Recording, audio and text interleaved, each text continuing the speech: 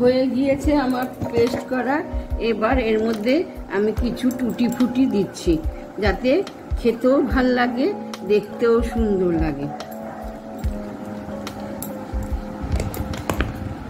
এবার আমি এই কাপের মধ্যে, যাতে আমার ঢালতে সুবিধা হয়, কাপের মধ্যে ঢেলে আমি এর মধ্যে এমোল পেপারে ঢেলে দেবো।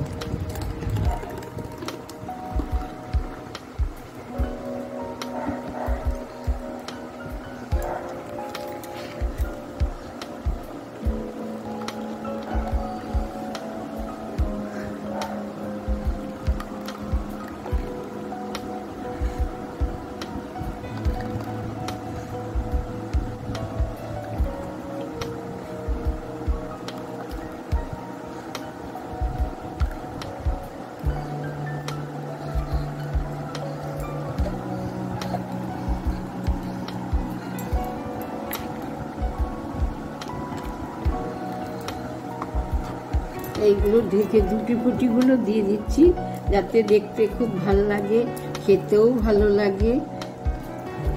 কিছুই না, খুবই সামান্য জিনিস, কিছুই না, আপনারা। এবার আমি এই ঢাকনাগুলো আটকিয়ে আমি ডিপ ফ্রিজে ঢুকিয়ে দেব। এবার এই চাপা দেওয়া জিনিসগুলো দিচ্ছি।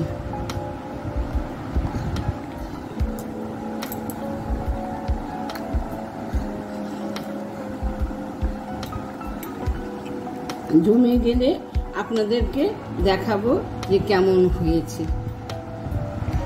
কালকে দেখাতে পারো, আজকে তো একদিন লাগবে জমাতে, কালকে দেখাবো। হ্যাঁ, ঠিক আছে। এবার আমি ডিপ ফ্রিজে ঢুকিয়ে দিচ্ছি। কালকে আপনাদের এই লিচু আইসক্রিমের প্রথম পর্বটা দেখিয়েছিলাম, পরে আমি ডিপ ফ্রিজে রেখেছিলাম, জমে গেছে। এবার ডিপ ফ্রিজ থেকে বার করে আমি দেখাচ্ছি। এই দেখুন আমার হয়েছে।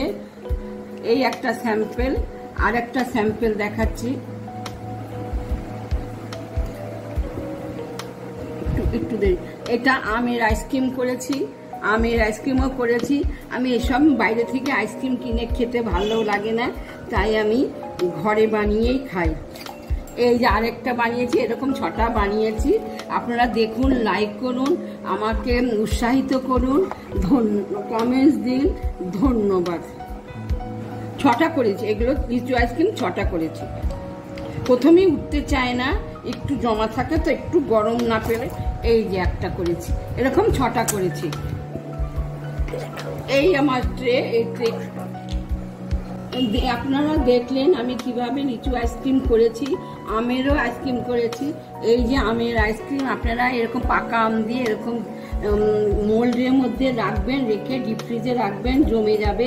খেতে খুব টেস্টি হয়, ঘরের খাবার তো, খুব হেলদি, সেই জন্য আপনারা করে খাবেন। আপনারা আমার এই জিনিসগুলোকে লাইক করুন, বেশি বেশি করে সাবস্ক্রাইব করুন, আমাকে উৎসাহিত করুন, কমেন্টস দিন ভালো ভালো। ধন্যবাদ।